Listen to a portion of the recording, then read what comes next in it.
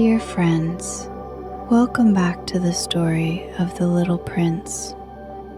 If you haven't heard the first 3 chapters yet, I invite you to click the link in the comment section below to check them out. Chapter 1. What you see is not a hat. Chapter 2. An encounter in the desert. Chapter 3. The secret of the planet tells us about the Little Prince's words. The place where I live is very, very small. And tonight's chapter 4 is the turning point of the entire story. In this chapter, we'll discover why the pilot spent so much painful effort to record the story of the Little Prince. Why would a lost friend make him decide to pick up his pen again? Now please prepare yourself. Tonight's story will touch the deepest emotions in our hearts, about forgetting, about loss, and about the effort we make to not forget someone. Dear friend, please first find a comfortable position. Turn off all the lights around you, except for the warmest light beside you. Let's use a special breathing exercise to enter the pilot's world of memories. Let's take a deep breath.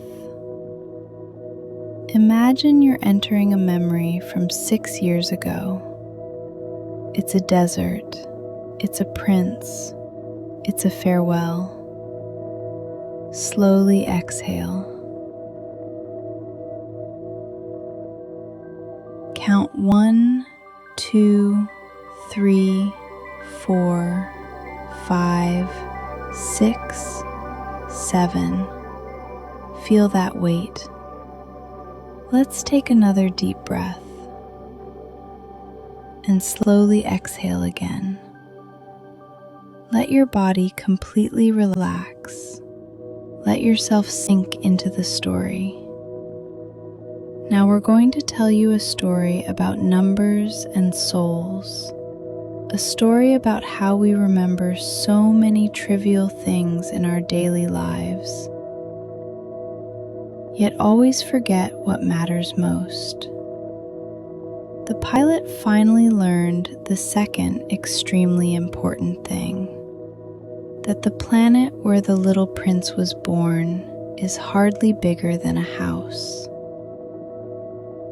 When the pilot heard this, the first thought that rose in his heart was, "This is not surprising." Why? Because the pilot knew a secret. Beyond those planets that people have already given names to, like Earth, Jupiter, Mars, Venus, and so on, there are thousands upon thousands of asteroids. How small are they? So small that they're very difficult to see even through a telescope. And what are these asteroids? They've been discovered, but they've been given numbers instead of names. When an astronomer discovers one of them, he doesn't give it a beautiful name. He only gives it a number. For instance, asteroid 3251. Doesn't that sound cold? No warmth at all. Just like that, the Little Prince came from another planet. So the pilot gave it a number, B612. This planet has a sad story. In 1909, a Turkish astronomer saw it. He was very excited and presented a very long report at the International Astronomical Congress, detailing his discovery in great detail. But no one believed him. Why? Because his clothes weren't formal enough. His appearance didn't fit what adults consider to be the look of a trustworthy scholar. Adults don't look at what you say, they only look at what you wear. They don't listen to your words, they only look at your clothing. This is the tragedy of the adult world. Then, what happened? A Turkish dictator saw this astronomer's plight. This dictator was very clever, or perhaps very realistic. He forced his people to all wear European clothing. Not wearing them meant the death penalty. So by 1920, when that astronomer presented his report again, this time he was dressed very elegantly and nobly. His clothing met the adult standards. As a result, everyone in the world agreed with his discovery. The same planet, the same discovery, the same report. The only thing that changed was the appearance. This one piece of clothing.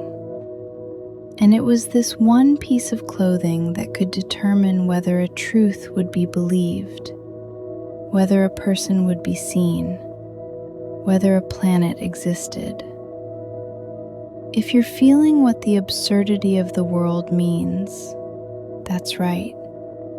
Please stop and take a deep breath. This is the world we live in. We all wear the appropriate clothes, say the appropriate words, but deep inside, we've lost ourselves. Now the pilot must make a decision. He wants to tell you the story of the Little Prince. He wants to tell you this is a story that really happened. But the pilot faces a problem. He must mention the number asteroid B612. Why? Because the pilot deeply understands one thing. Adults only believe in numbers. The reason the pilot so meticulously mentions asteroid B612 and tells you its number and the year of its discovery is still out of compromise with adults. This is the pilot's helplessness. He knows that if he doesn't mention numbers, adults won't believe him. This is the pilot's forced learning of the adult world's language. As the pilot says, adults like to count numbers. When you talk to adults about a new friend, they never ask what his voice sounds like, what games he likes to play, or what his hobbies are. No, they only ask, how old is he? How many siblings does he have? How much income does his father make? Only then will they say, oh, now I believe you know him.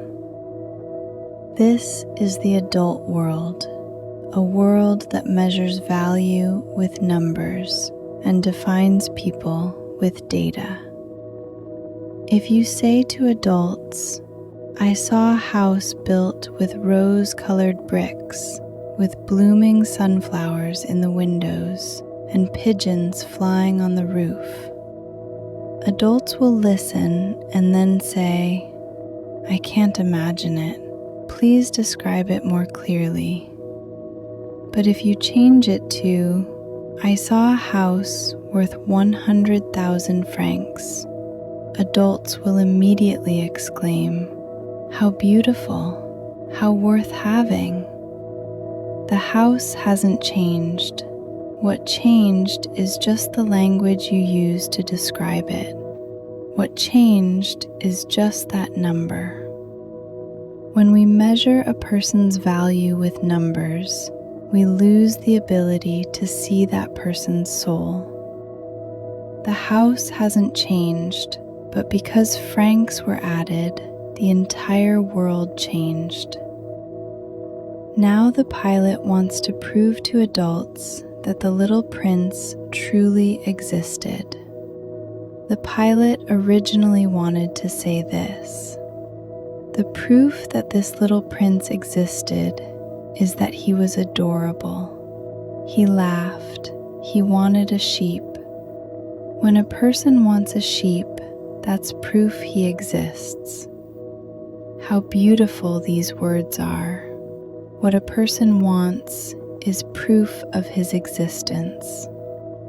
A person's desires, his thoughts, his feelings, these are the best ways to prove he existed. But the pilot knows adults won't believe it. Adults would hear these words and shrug. What are you talking about? You're like a child. So the pilot was forced to change his way of narrating. He said, he comes from that planet called B612. When the pilot mentioned this number, the adults' attitude immediately changed. They no longer questioned. They no longer posed sharp questions. They directly accepted it. Oh, if there's a number, then it must be true, they all responded. A number is enough to replace a soul. A digit is enough to replace a feeling. At this moment, the pilot realized a sad truth. To make adults believe in the little prince's existence, he must use adult language to describe him. And adult language is numbers, statistics, these cold, unfeeling things. The pilot had to abandon one way of narrating, that way full of poetry, full of imagination, full of spirituality, in exchange for being believed. This is the price of growing up. The pilot makes a comment here. He says that those who truly understand life despise these numbers. If the pilot could follow his own wishes, he originally could have started this story like this. Once upon a time, there was a little prince. He lived on a planet hardly bigger than himself, and he needed a friend. For those who truly understand life, such narration would seem more real, more soulful, more directly touching to the heart. But the pilot didn't do it that way. Why? Because the pilot doesn't want to be looked down upon. He doesn't want people to think he's someone who tells myths and fairy tales. He wants to be believed, respected, and seen as someone who tells the truth. So the pilot compromised. He used adult language. He mentioned those numbers. But compromise also brought a consequence. He changed the entire texture of the story. A story full of magic became a story with a number. A story about souls became a story about planets. How much have we paid to be believed by adults? How much of ourselves have we given up to be respected? Now we come to the most heartbreaking part of the story. The pilot says his friend left with that sheep 6 years ago. How long is that? That's time enough for a child to grow up. That's time enough for a person to change. That's also time enough for us to forget. But the pilot hasn't forgotten. The pilot in the desert tried to use pen and drawing to describe the little prince. He bought a box of paints and several pencils. To start drawing again at his age is truly not an easy thing, especially for someone who, at 6 years old, had only drawn one boa constrictor that could be seen inside and one that couldn't be seen inside, and since then has never drawn any other pictures. Do you understand when you read this? The pilot is that 6-year-old boy, that little boy whose dreams were shattered by adults. Now, over 60 years old, he picks up his pen again, not for himself, but for a friend, to not forget the little prince. Why does the pilot do this? The pilot says he's paid a considerable price of pain to narrate these memories. Why must there be pain? Because forgetting a friend is sad, but not everyone has friends. The pilot is afraid of forgetting. He's afraid that one day he'll completely forget what the little prince looked like, his laughter, his smile. He's afraid this memory will completely disappear from his life, and the best way is to draw it down. But the pilot still has some worries. He says he'll do his best to draw portraits that are very similar. However, he's not sure he'll succeed. Maybe this one will work, but another won't look like him. He'll get the size wrong. He also hesitated for a long time about the color of the clothes. So he tries this way, tries that way, some good, some bad.